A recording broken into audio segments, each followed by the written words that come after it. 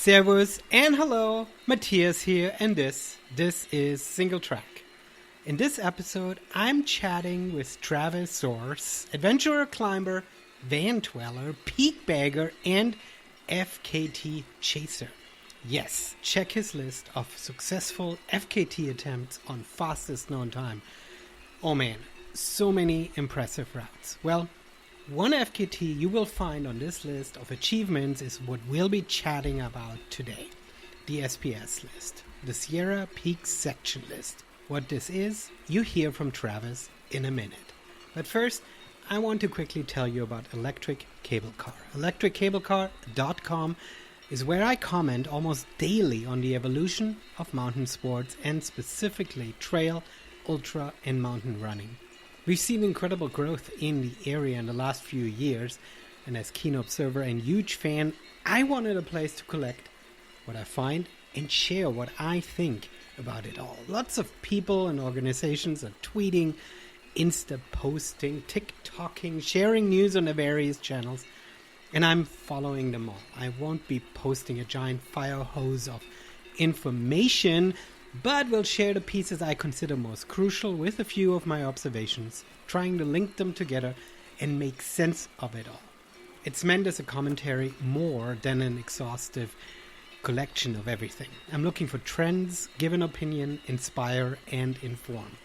Here's what you'll find. Short updates, posted multiple times a week, whenever news breaks, whenever I find interesting, worth sharing, whenever there's a story worth commenting on. So, go check out Electric Cable Car.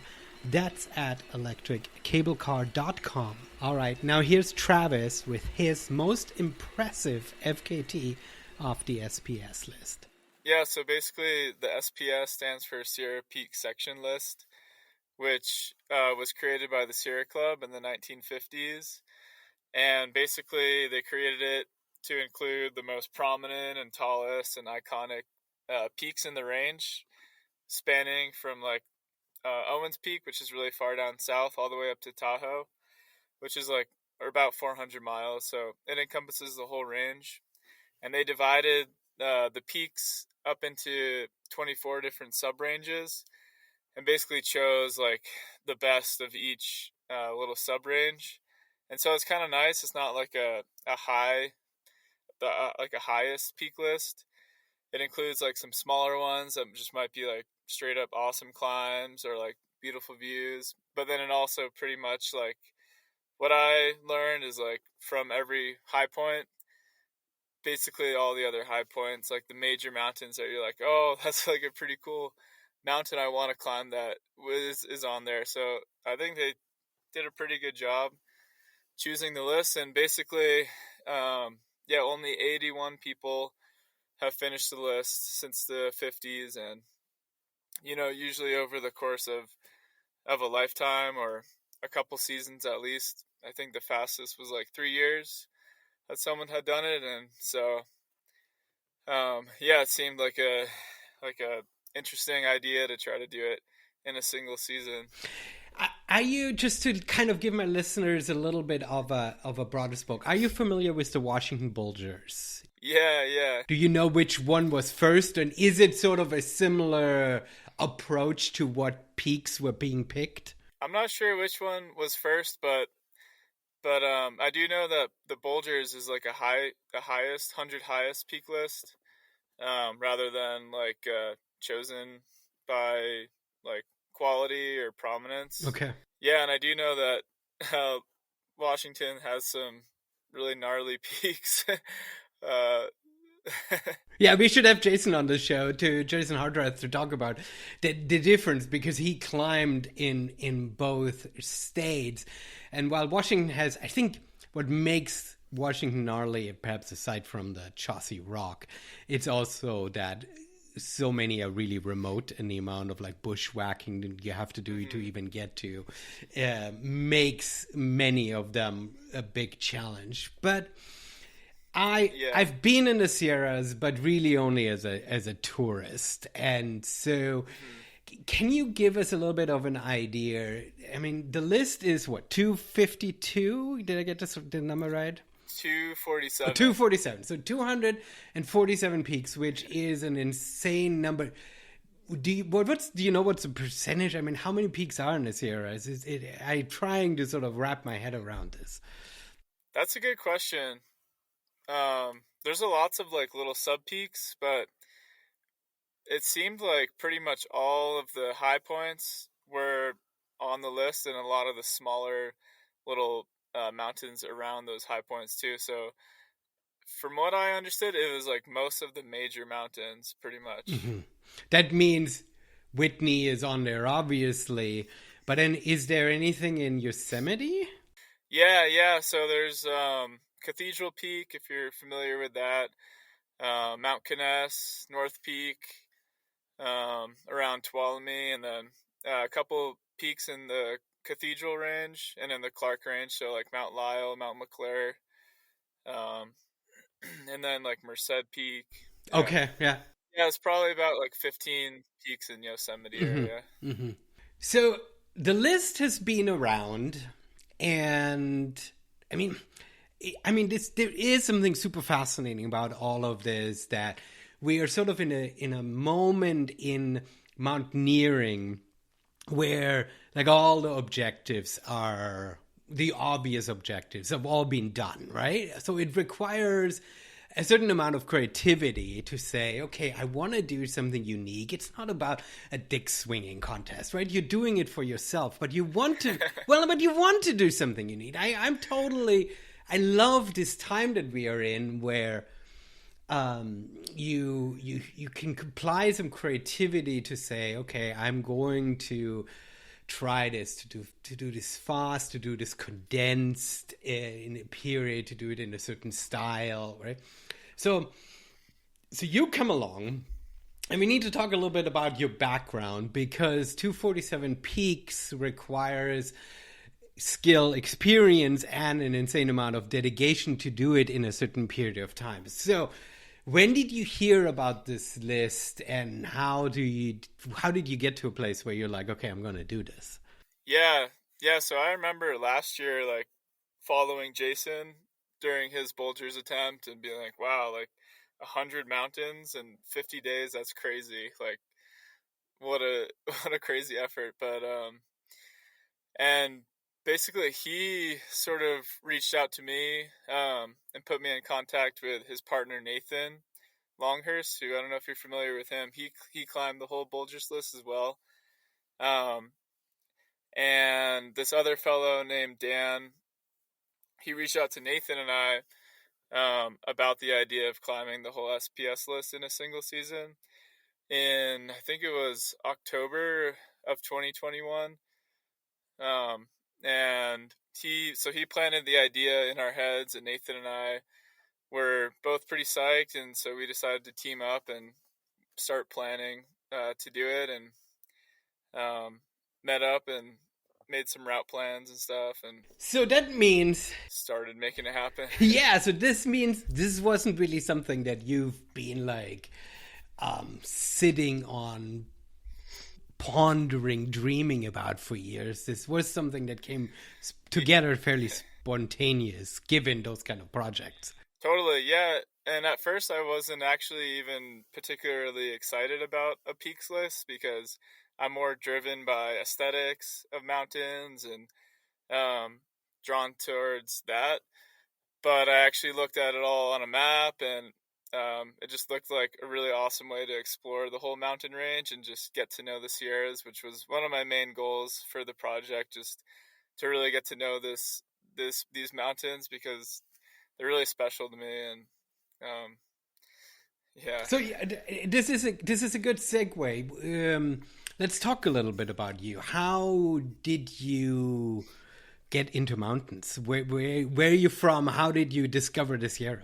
Yeah, so I'm actually from Rhode Island, where there aren't any mountains, but for whatever reason, I grew up just always outside, and there was like some forest and ponds like around my house, and so I was just always like catching animals. So I love being outside, and found a book written by John Muir And just remember reading that when I was young, and he talked about the Sierras quite a bit.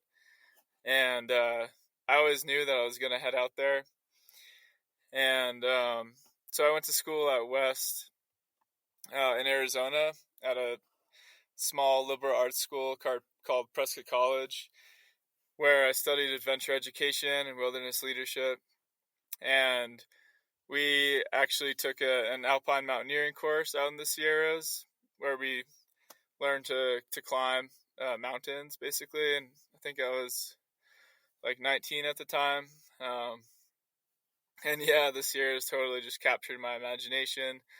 And I continued to learn how to rock climb and made trips to Yosemite and to the Sierras pretty much every year after that, and started doing more and more things out there and just exploring the range more extensively. I mean, the Sierras are really, really a special place. There are lots of cool mountain ranges, but the Sierras have something unique. Yeah. I think partially the weather and the climate. I think they seem fairly accessible in some respects, right? You don't have to deal with lots of glaciers. You don't have to deal with insane rainforests and vegetations, right? So you have sort of some advantages around it, but that doesn't take anything away from just the sheer beauty. So where is home base now for you, in order for you to get as much out of these mountains as you can? Right now, I'm living full time in my van, which I've been doing since 2018, since I graduated. And I spend most of my time in the summer. I spend it in like Yosemite and Mammoth area, basically out in the Sierras. And then in the winter, usually I go down to Joshua Tree or back down to Arizona. And so, yeah, basically just follow the best climbing seasons and also work seasonally. Yeah, I wish that we would do a video podcast and not an audio podcast, because what I'm seeing is that you're recording this in your van with your guitar behind you, which is stereotypically perfect, and I mean it in a very positive way. It is perfect, because you get to do this and you get to be in the mountains. So I have to sort of paint the picture to my listeners. So. All right, so you hear about this list, and as you're saying, at first you weren't really fully excited about it because, yeah, it sort of puts a little bit of a competitive focus on something that should, yeah, we need to focus on a drive, but mountains are not really meant to be. I mean, they're playgrounds, but not competitive fields of dick measuring, right? So there is an aspect of all of this, right, where I think we need to be honest with ourselves and like, okay, we need to make sure that we're still doing this for the right reasons. And I'm sort of struggling with this too, as I'm looking at some projects. So am I doing this just to show off, or am I doing that really for myself, right? So you get roped in. So let's talk about the logistics of all of this. 247 peaks. You have a van, which is convenient. That helps you a lot. So from a skill level, as you're looking at a list, did you feel comfortable that you're saying, okay, I can do all of this sort of... Talk me through it as you're putting the puzzle pieces together of this project. Where did you see sort of your strength? Where did you see like, oh, this could be dicey. This could be something that I need to figure out and stuff. Yeah, so the whole planning process was actually a pretty new skill to me to learn. Nathan, he was invaluable during that process because he had climbed the Bulgers list, and so he had kind of seen Jason's process through that, and so I learned a lot from Nathan during that, and so we both worked together in creating the route plans. And yeah, at first it was really intimidating seeing all the different waypoints on the map of 247 mountains. But yeah, basically we like zoomed in, did research on the mountains, figured out like where you can link the like ridges, or like where are we gonna set up a base camp. What kind of link ups can we do? Where? And then also Nathan being a climber, and myself being a climber, we figured out where like the really fun technical rock climbs were, like up on some buttresses or some faces. And yeah, so we did a lot of climbing, which was definitely not mandatory. There's like easier ways up some of the mountains, but for us, we wanted to keep it fun and keep the routes like aesthetic. And sometimes it did end up working in our favor. But yeah, slowly we cracked the code of figuring out all the different routes and made a plan for every single peak. This is something super fun, great to do for the off season, right? when the weather is not great, or so. And I think this is sort of, you know, a constant bring up sort of this competitive side to it. But I think these projects, they drive us because they allow us to dream and sort of put pieces together in a way that aren't just like, okay, here's the guidebook, here's what I'm supposed to be doing, what hundreds of people have done before, right? I mean, in some respect, that route that you've taken, nobody has done before in exactly the same way. And that feels really special, even as you're preparing. Yeah, totally. We did a lot of link ups that had never really been done before, and just trying to figure out how to do them was just a really cool aspect of the project. Just knowing that like we were sort of just being creative and figuring it out on ourselves, and now that a lot of those are established, like other people can find their own way, or like follow in our footsteps, or even just build off of like what we've created. Yeah. So I need to quickly segue here. Who built the website? Your website's brilliant. Yeah, so Dan, the fellow who uh, reached out to us, and he offered to sponsor the project, and he built the website because that's the sort of realm that he works in, like software engineering. And yeah, he did an amazing job. Like one of the things that I love to do is just share the journey with my friends and family back in Rhode Island, because it's so far removed from what they experience in normal life. And so I mean, it really means a lot to me for them to be able to like follow along and see pictures, and just like I love sharing these beautiful places. Is one of my main motivations for like getting out and seeing them, so that others can live vicariously through my eyes. Yeah. No, it's awesome. We'll link your website in the show notes. I had seen, probably Jason linked me up. I had seen as you were nearing completion, and I was like, okay, whenever there's a project where somebody builds a good website, I'm all for it. That's what I do as a part time. I build websites. And stuff, and so it's been super fun. So you make your plan. What were the things you were worried about? Were there things that you had big question marks going into this project? Where you where were the things that you were really unsure about? Yeah, that's a really good question.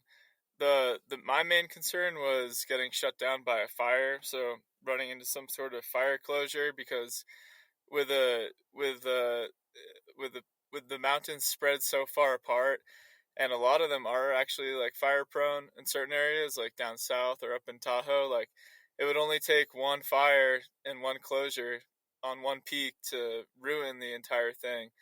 And so that was in the back of our heads the whole time. And so we started a lot earlier than most people do in the Sierras, on April 17th, I think, when there was still like a good amount of snow and the travel wasn't totally ideal. We actually bought snowshoes, um, and ended up like post holing quite a bit, but um, it was basically so that we could finish before fire season, like early August. Um, and yeah, so we basically did the southern peaks, which are the most fire prone, as early as we could. And one other issue that we ran into down there was a lot of the roads don't open until um, kind of like in the middle of the summer, and so we actually had to drive to like a lot of gates, and we both had bikes and had to like bike into the trailhead just to get in, and had to bike back out. So we actually ended up doing maybe like 100 or so, maybe 200 miles of biking as like a little side project. And the way you track this project is the way Jason did, right? So from the first trailhead of the first summit that you're climbing, right? That's when the clock starts. Mm-hmm. And then it doesn't finish until you've back down to the trailhead of the last summit. Mm-hmm. So 247, trying to do it in one season. I mean, you're already done and it's only August, and you're saying you were hustling because of fire. I mean, you've had plenty of time in a sense, right? So you weren't really worried that it wouldn't be possible in one summer outside of the fire issue. Yeah, totally. Because 247, if you were to start in like April or like February, or yeah, if you start in February, 247 days, you'd be finishing in like September or like November. So if you even just did one peak per day, which is pretty doable, then yeah, it definitely seemed like possible. But I also like wasn't really sure if I could do it physically, just to get up day after day, and just like keep moving, and like how my body would hold up, or how like my mental state would hold up as well, because I never really just like climbed every single day all day, and to maintain the motivation to do that was an unknown factor for me. But it's kind of just amazing like what your body and what your mind can do when you just wake up, start moving. Like it's really a testament to how much you love mountains and how much you love what you're doing. Because there were days that were tough, like I wanted to keep sleeping, but once I got out and like climbing, I was never like, oh, I don't want to be here. So you completed this, I'm looking at your website, in 117 days, 8 hours, right? Yeah. Okay, cool. I'm looking at the right stuff. 117 days. So what had you had said the previous record was 3 years? Something like that. That's what I had heard, yeah. That takes me back to this weird and amazing time in mountaineering that we're in, right? That something that previously seemed sort of like a multi-year project, all of a sudden when you put the focus on it, can be doable in so much faster time. This is nuts. Yeah. Jason and Nathan and I have kind of been thinking about this like style of mountaineering that is now emerging from Jason's effort and now this effort, and then we'll see what happens next. But we're kind of dubbing the term through-climb, sort of like, because it's sort of like a through hike, which a lot of people do nowadays on the PCT AT, where they're just hiking every single day. But when you're like climbing every single day, it's sort of like the same thing, but a little bit different. But yeah, I hope more people get psyched on it, because it's similar to a through hike, and it takes similar amount of resources and time. It just takes like a little bit more planning and a little bit different skill set. But I think it's pretty rad, and maybe people will get more psyched on through climbing in the future. It is kind of fascinating, and I mean, the one caveat is that you are driving between the trailheads, right? So you're not completely human powered, but I think if you wouldn't, it probably wouldn't be doable in one season, right? It would be tough. Yeah, it would be tough to try to link them all on foot. Just because, I think the overall physical exertion, right? Because you are needing then to climb. So from a difficulty level, I come from a trail running background, and I'm, sort of familiar, but where there certain climbs where you sort of reached your limit in terms of difficulty, or are they all well established enough that they were all sort of easier routes that sort of allowed you to move fast without having to put yourself into in a place that you're not comfortable with from a climbing point of view? I think, yeah, the Palisades were the most difficult and most challenging for me, and I think for Nathan as well. It contains 6 or 7 of the California 14ers, and along this dark, giant granite ridgeline, basically looks like the back of a Stegosaurus, and it's very striking, and it's notorious in the Sierras for being like the most rugged, basically sub-range. And Nathan and I were a little bit nervous to enter into this range, but so we divided the ridgeline up into 2 sections, the southern section and north section, where we would attempt to do the southern section as a separate car to car, and then the northern as another car to car. And yeah, these contained about 12 peaks. So we're going to do 12 peaks in 2 days. And it's very technical. We started out the first day on the Palisades crest, and it was just like actually like pretty awesome rock climbing up to like 5-7. But it took us like a really, really long time navigating these towers and finding like little down climbs around them, and or climbing up and over them, which was really fun, but it took us a really long time, and we were basically moving through technical terrain for like 12 hours, and it was definitely pushed my limits.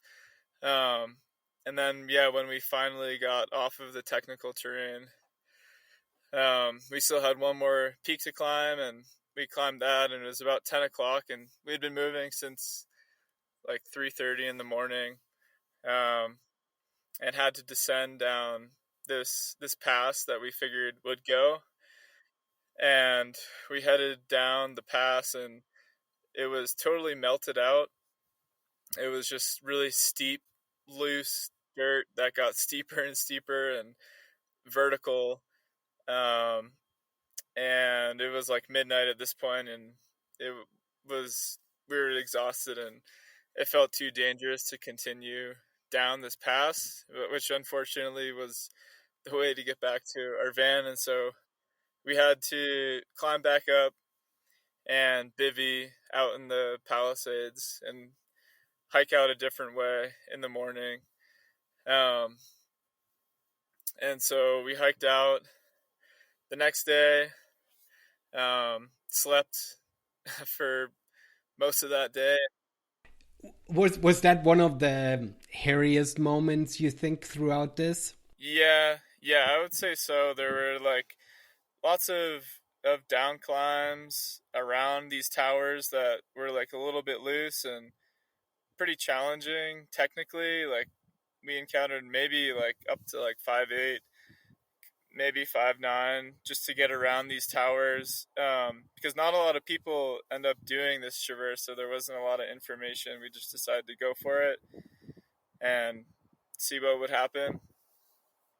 And yeah, just being in that terrain for that long and being that focused was challenging. And then yeah, having to bivvy, hike out the next day, and sleep for a little bit, and then head back out and do 7 more peaks on the same type of terrain was kind of just like a wild experience.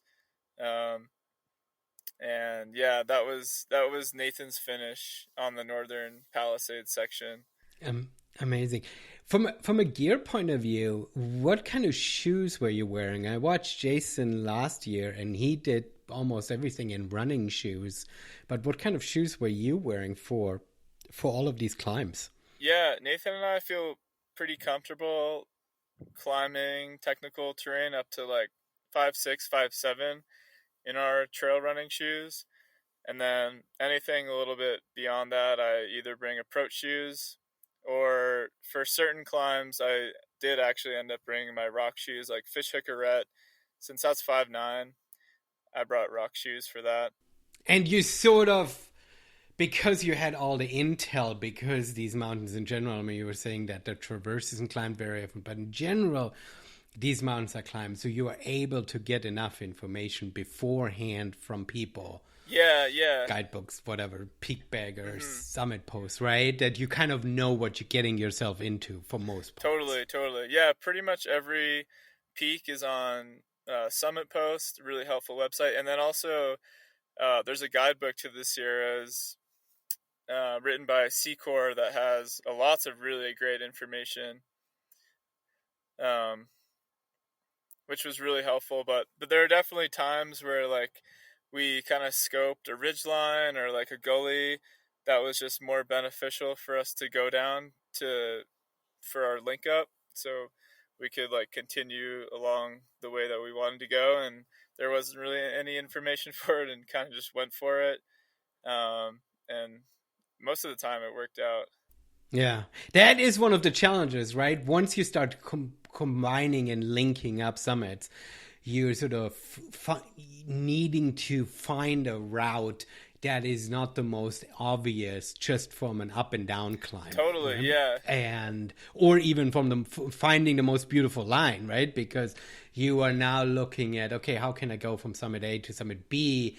And that will require a completely different way of sort of looking at terrain and possibilities. Yeah, that's a really great point, because a lot of these mountains, like if you were just go climb it by yourself, you can just head up the easy class 2 south face or something like that. But if you are trying to link it with like 2 others, then you need to go up the south face and descend off of the west side, let's say. But maybe there's no information, or that's like a class 4 like really loose shoot. You kind of just need to like go for it and make it happen. Yeah. Is that, to give us an idea for the Sierras, were you, for most of these link ups, above tree line then? Yeah. We were above tree line for lots of the peaks.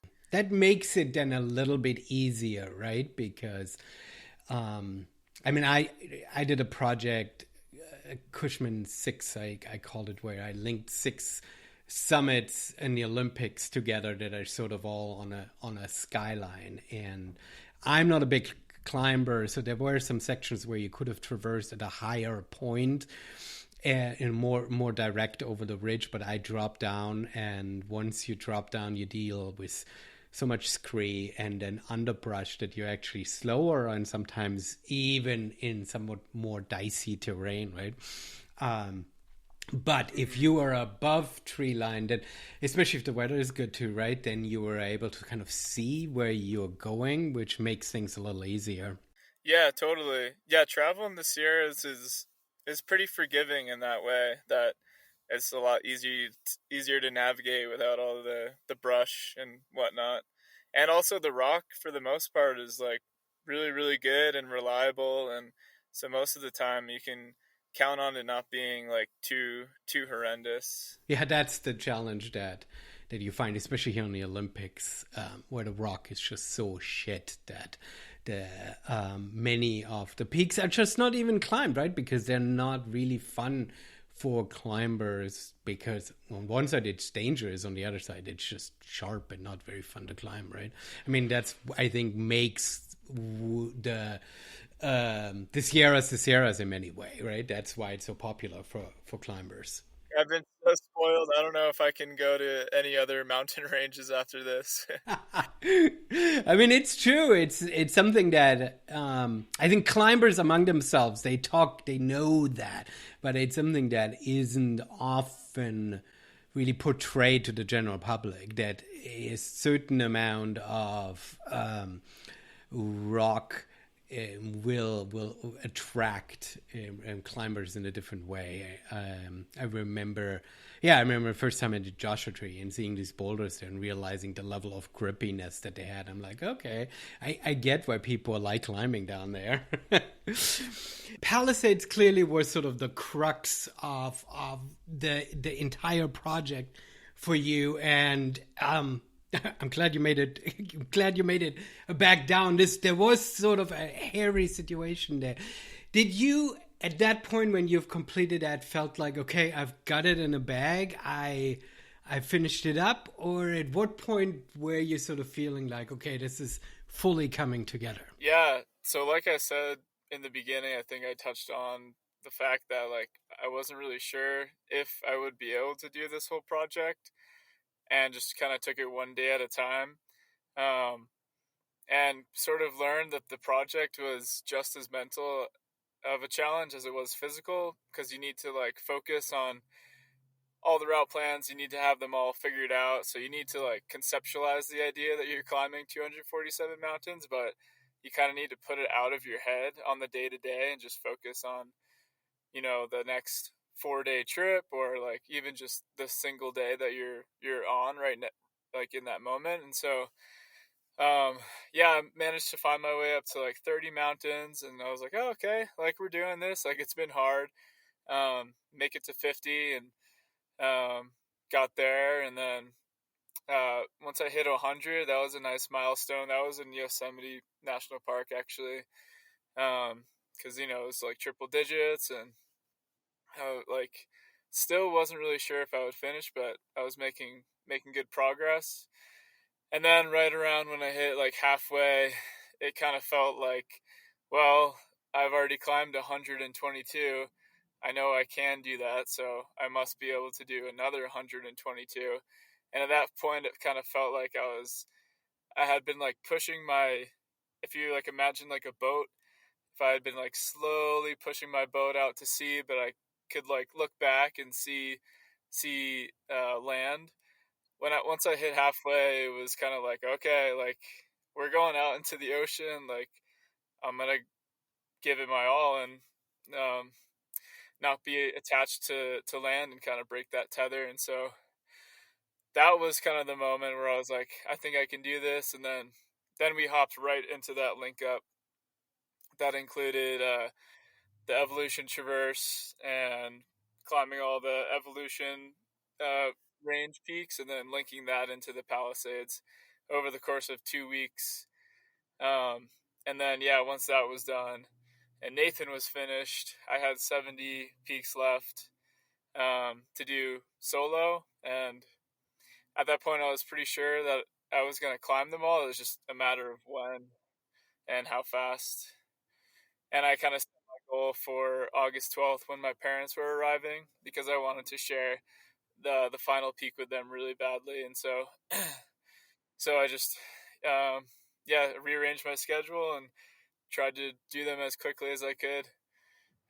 And actually, it got a little scary and stressful in the last 2 weeks. A really major storm system came through, and basically it was like thunderstorming every single day. And so I had to wake up extra early in the dark to get off of the peaks before the thunderstorms manifest, because out here in the Sierra, they don't typically strike until like noon.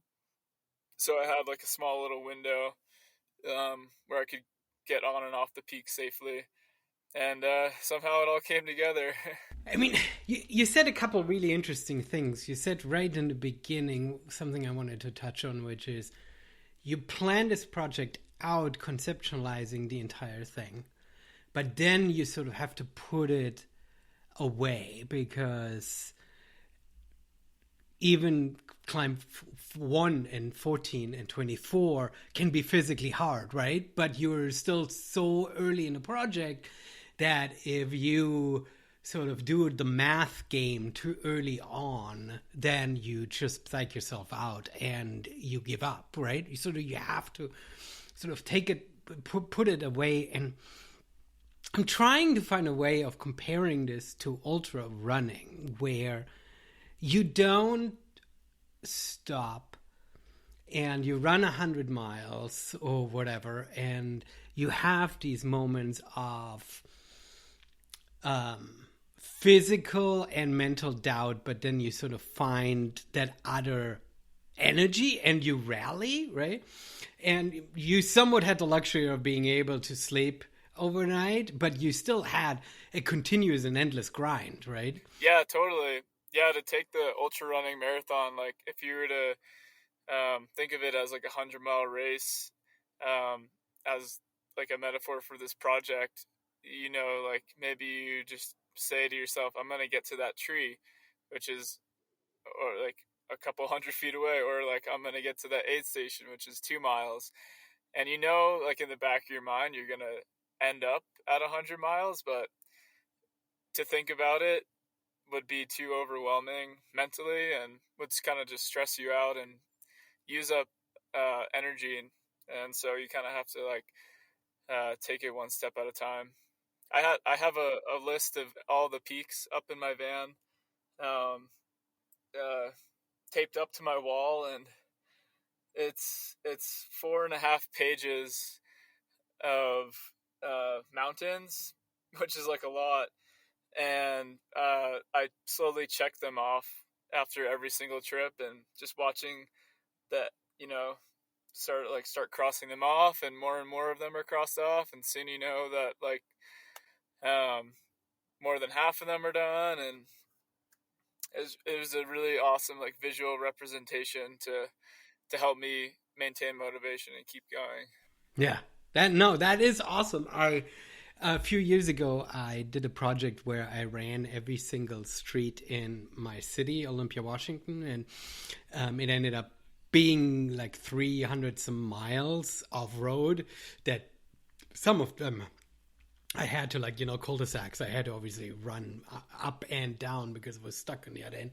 But it was fun because I also found a way of importing it into Google Maps, right? And so very slowly the entire outline of the city was filling up, right? And became sort of this visual representation of how it was sort of progressing and putting it all getting closer to finishing it all up. Did your body ever give up? I mean, did you ever have a moment where you're like, okay, my fingers are not doing it, I need a break? I mean, I'm trying to figure out, you present this all so casual. You're so chill about this, but I mean, this is a monumental effort, and so I'm trying to sort of paint a little bit of a picture. I'm not trying to get you to break down, but I'm trying to sort of visualize for also the people who are listening, right? How much of an effort it was. It was like how much that took from you. Yeah, well, so I hiked the Appalachian Trail in 2018, and I did that over the course of 102 days, hiking maybe like 25 to 35 miles a day. And so I knew that my body could basically like hold up for, at least 102 days, because I had done it before. And I also knew that like in order to be sustainable, you kind of need to go at like 75 to 80% every day. You can't really go like 90%, or else the next day you might crash or be like really tired. So being really in touch with my body and knowing how much I could output every day was pretty crucial to the effort. Um, and then in terms of like getting injured, I actually did have sort of a rough injury around peak number 20. Nathan and I were up on this ridge traverse, and it was still early in the season, so there was a little bit of snow, and I walked through some of the snow, and my feet were just like wet or whatever, and I was walking on this like granite, kind of like little knife edge section, and I slipped and fell and landed with all my weight on my right rib, and it knocked the wind out of me, and it hurt really really bad, and I wasn't able to sleep on my right side for the next like couple weeks, and it didn't even really heal up until I was like around peak 100. So I climbed around 80 peaks with, I think it was like partially cracked or something was up with it, but it hurt pretty bad. Oh man. But I figured I wasn't making it any worse by continuing, and it wasn't something that was going to stop me. It was more of a mental thing, so I just kept going and eventually healed. Nice. Well, you mentioning that you've hiked the Appalachian Trail, I think is a good comparison in order to sort of put it in perspective of what the effort was like mentally, perhaps also physically in some respect, right? And you having had done this before, I think puts it in perspective as you weren't going in completely blindly, right? And I think that I think that shows also then in the fact that you were actually able to stick with it and succeed and complete this project, right? Totally. What does a climber eat when they're all day out there? Yeah, I was eating probably about 6,000 calories a day, and which is quite a lot. It's like probably double the amount that most people eat. And I was kind of struggling to like maintain my weight just because we were burning so many calories. And yeah, so I was eating a lot of Oreos because they're really dense in calories. It was a bit obscene, actually. I could eat a family box or family size box of Oreos in like a single sitting easily, and then be hungry like an hour later. um, so yeah, Oreos were a go-to, and then for dinners like mac and cheese, instant potatoes. I pre-made a lot of peanut butter and jelly sandwiches, and also oatmeal. Well, and for you, the evenings were always mostly back at the van, right? So you had a little bit more flexibility. You didn't have to carry everything with you. But the idea... Totally. Yeah, that was really But the nice. idea of eating Oreos for 100 days straight... sounds a little rough. But... Yeah, I got sick of them about a month ago. I haven't really had Oreos since. That is amazing. So, where does it leave you now, right? So you've completed this, and as you said early on, right, you didn't really go into this as a overly competitive person trying to like, you know, get accolades and goals. So where does it leave you, right? I mean, you've chased a dream now for a long time. You worked on this, you prepared for it, right? You set out, climbed peak 1, and you after 242, you're done, and then you're like, wow, what am I doing with my life? Yeah, totally. Yeah, I think for me, like the biggest takeaway is just kind of finishing up and realizing how much more potential I actually have. And there are a lot of things that I've been wanting to do in my life, and I figured they're out of hand or out of reach before this project. And now I've sort of realized, like, if I really just put my mind to something and I want to go for it, then I can probably make it happen, or at least try and see what happens. Maybe I will fail my next big project, but I'll just try to do my best, like how I did on this effort. And yeah, so I've got a lot of ideas. This is only the beginning. Well, I don't want to ask you about your next ideas because I think the previous one is still so new and so fresh, and I don't want to appear flippant and saying, so what's the next goal? No, let this linger. Let this simmer a little bit and stuff. I think this is such a beautiful feeling too, to know that within one season you stood on so many peaks, right? I mean, there is something almost otherworldly if you take it away from the just physical effort and think about it, where you have been, right? I mean, most people never even stand on 2 summits in one day, right? Just a double summit in one day is usually completely out of the norm. And to stand on that many, I mean, you've been in so many places. It's kind of, I don't know, it's special. Yeah, 100%. You know, I'm really grateful to have had this opportunity. And yeah, Dan kind of approached me at an interesting time in my life because now I'm getting into my late 20s and I've kind of been dirtbagging for a while now, and you know, was sort of thinking about like, well, what direction is my life going? Like, how long am I gonna do this? You know, just live kind of like job to job and just climb around with no end in sight. And I actually had an opportunity to be a climbing steward in Joshua Tree, um, and was sort of thinking about doing that before Dan approached me and was, yeah, basically just decided to just roll with that and see what opportunities would present itself. And so I'm just so grateful that I had the opportunity to do that. And yeah, like you said, like, yeah, it's just really special. And like all those mountains out there, just, they all have their own character, and to be able to like run around for 4 months and explore them all, and was just like a dream come true. No, this is incredible, and thanks for coming on the podcast and sharing a tiny glimpse of your journey and your achievement. I think this is phenomenal for folks who want to see more pictures and kind of retrace your steps.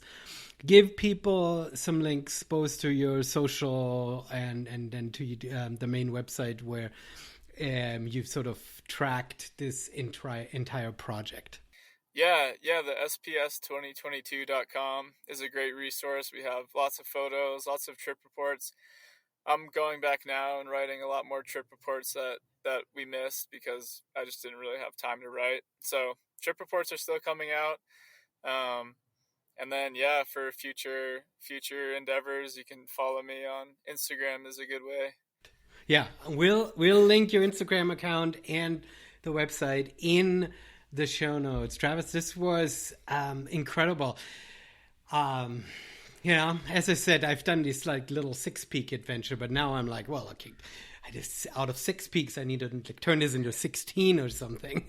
This is it. No, it is inspiring, and this is what I was trying to say early on, right? This is not about showing off. It's about showing what we as humans are capable of and what this world sort of offers us in adventure, in experience, but also in creating a mirror of who we are as individuals and as humanity, right?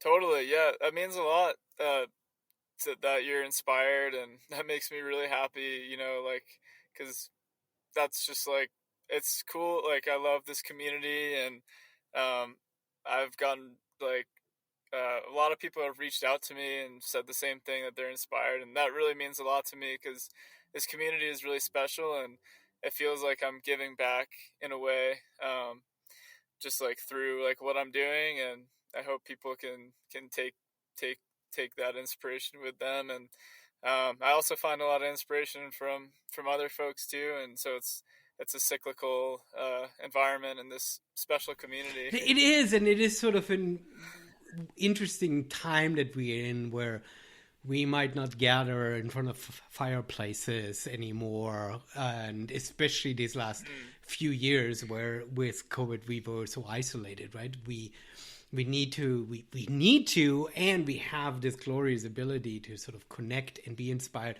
by hearing stories from all over the world remotely through podcasts and videos and whatever, right? And I think it's cool to be able to connect with people and with their stories, even if it's not the physical human connection. But this is a way of making it work. Super.